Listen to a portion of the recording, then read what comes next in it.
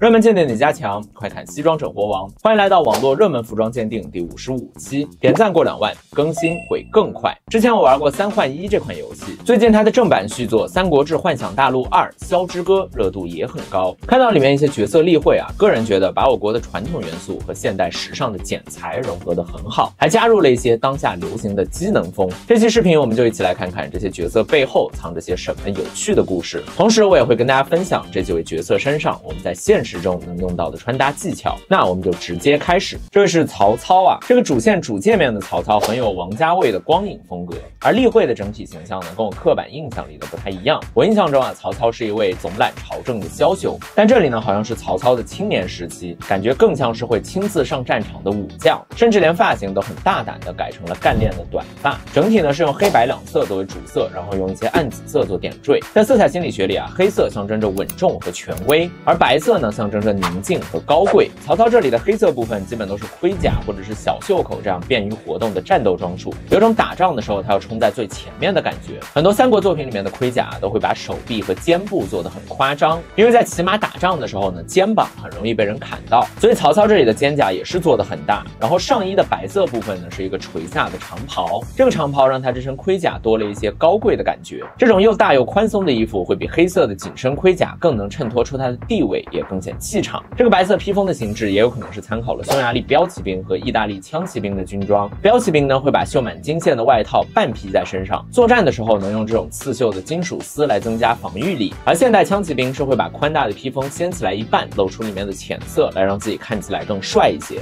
袁绍这里是很有谋略的贵公子形象，他是用了白色长袍搭配黑色盔甲形态的内搭，整身造型的主色调呢也是白色和黑色，然后配上少量的金色做点缀。除了白色的高贵和黑色的权威之外，少量的金色呢也跟历史上袁绍的慷慨对应上了。同时这个黑白2色组合还会有很强的对比感，也增加了他这张例会的视觉冲击力。而且它的色调跟刚刚曹操那身也有些呼应啊，只不过它这里是白色的部分比较多，只有胸部穿了一件黑色的盔甲，会比曹操的那身看起来更文一些。整体是有点内层是现代机能风，然后外层是偏国风的感觉，还是挺有意思的。一般在做角色设计的时候呢，一定要让角色有层次感。很多游戏里的角色都会用适当的露肤来实现，但这里的袁绍背景是一个威严的上位者，如果露出太多皮肤呢，就显得没那么庄重，所以这里是用了黑色盔甲来替代皮肤，塑造出层次感。硬朗的轮廓呢，让他看起来更有威严感和战斗力，同时也给白色部分偏古风的外搭增加了一些现代的机械感，我觉得是个很聪明的设计。穿在外面的白色披风啊，在我国古代被叫做氅，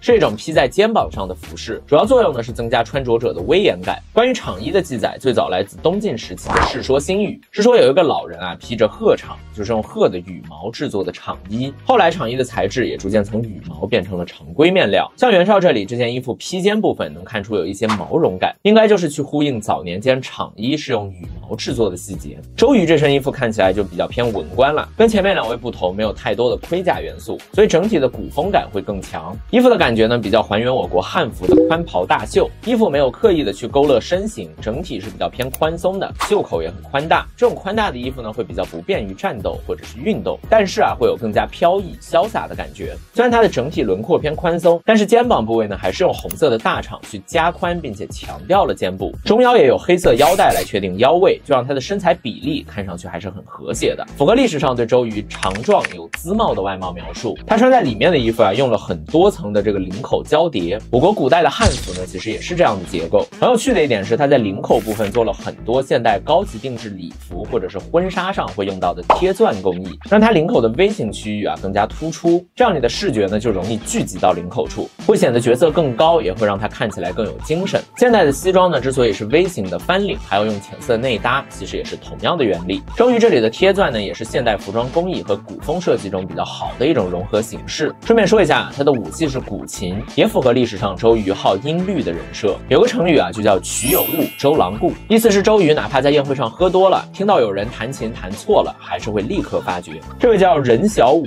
别名貂蝉，他应该是三国世界里最知名的角色之一了。3换2里面的这个貂蝉设计的也很有意思，整体的色调呢是比较偏梦幻的粉紫色，虽然都是紫色系啊，但是跟我刚刚看的曹操那个代表高贵的紫色不同，他身上这个粉紫呢，对应的是神秘、优雅和浪漫。服装方面，最里面是穿了一条轻纱材质的抹胸裙，然后呢，把宽袍大袖的汉服半披在手臂上。为什么要这么设计呢？我觉得第一个原因还是角色的层次感问题。如果只穿抹胸裙，会显得角色身上的量感很小，缺乏神秘的气场，而且不够灵动。只穿汉服呢，又看起来有点太板正，没有貂蝉这个角色该有的一点魅惑感。所以他用一个抹胸内搭配一件宽袍的外搭，就可以很好的来做这个平衡。那为什么这件外搭不好好穿，非要露出个肩膀呢？刚刚我们说过啊，周瑜那身衣服因为没有太修饰体型，所以用红色的大氅来加宽强调肩膀，所以用红色的大氅披在肩上，就会显得他的肩膀很宽，身材很好。但是这种身材修饰只在男角色身上有用，因为女生啊普遍希望自己看起来要更瘦一些，如果把貂蝉的肩膀显得很宽，就会显得太魁梧。所以呢，这里是把肩膀露出来，就能让她这身造型在衣服足够显气场的同时，还能显得她很瘦。现实中有很多女生喜欢穿露肩或者是一字肩的衣服，也是这个道理。在身材比例塑造方面，其实她内穿的这条抹胸裙也做得很好，在胸部下方有一条颜色稍微深一些的横向绑带，虽然这条绑带位置并不在腰线上，但是它暗示了腰线的位置，就给人一种胸以下全是腿的错觉。我国唐代的女士服装，还有欧洲拿破仑时期的女装都有类似的特点。张辽这身造型也让我印象挺深的，在3换1里呢，她的铠甲有很多金色的装饰，视觉效果特别华丽，比较有古典美。但3换2这里啊，是做成了更加现代简洁的版本，配合上比较宽大的肩甲，既不会损失角色气场，看起来又更方便活动了。胸前的甲片刚好覆盖到上腹，甲片的分割方式也跟人体的腹肌轮廓比较接近，就让它看上去身材更好。同时盔甲的颜色也比腹部紧身衣的黑色要浅一些，这就让它看起来有非常夸张的胸腰叉，也会显得它的身材更健美。它这里的白色腰带没有过多的装饰，会比3换1的版本显得更适合战斗。腰带连着的飘逸下摆也很像是现代人会把外套脱下来系在腰上的穿法，也是增加层次感和时尚感的穿搭技巧。这里的董卓形象啊非常魁梧，夸张的肩宽和这把狂野的大斧头让这个角色有很强的威严感。比较显眼的是这身造型身后的大披风上面都是绒毛，看起来是一整块皮草制成的。这种身材宽大的男性角色穿着一件大皮草，往往都是为了强调他的粗犷感。他这身衣服上的盔甲也蛮有意思，其他角色在固定盔甲的时候基本都会使用比较现代机能风的绑带，但他这里手臂上是使用了很粗的铁链，来进一步强化了角色的压迫感。这位是孙尚香，历史上的孙尚香呢是比较聪明伶俐的形象，这里是把原本国风背景的服装融合了一些学院风的元素，比如说它的内搭是一件白色的衣服，看起来很像是衬衫，礼服既像是西装礼服会搭配的衣领，又像是旗袍领。衬衫的外面披了一个橙色的披风，其实这个轮廓有点像是我国古代的袄。领口和绑带的位置呢垂下了一个绳结流苏，这个流苏的形状又很像是学院风的小领巾。它的袜子也蛮有意思的，是用一根橙色的绳子勒在大腿上固定，两侧还留出了一点空隙，如果没有上面这根绳子呢，应该袜子是会掉下去的。我之前视频里也跟大家说过，早期的丝袜就是需要用腿环来辅助固定的。同时它身上还有一些现代机能风会用到的绑带元素，但是它的绑带呢没有做成纯黑色，而是做成了更像皮革原色的深棕色，让整体的造型看起来更有现代和复古结合的美感。总的来说，3换2、萧之歌这几位角色的服装设计是我看过三国题材作品里做的非常优秀的了。除了跟历史上角色人设能对应上之外，里面的很多穿搭灵感在现实生活中也能用得上。其实在游戏、动漫的服装里还藏着很多有趣的细节，我很荣幸能为您提供一个看待二次元角色的新视角。我的目标是把我的频道做成服装界的百科全书，期待跟你一起分享知识增长的喜悦。我是偏方中平易近人，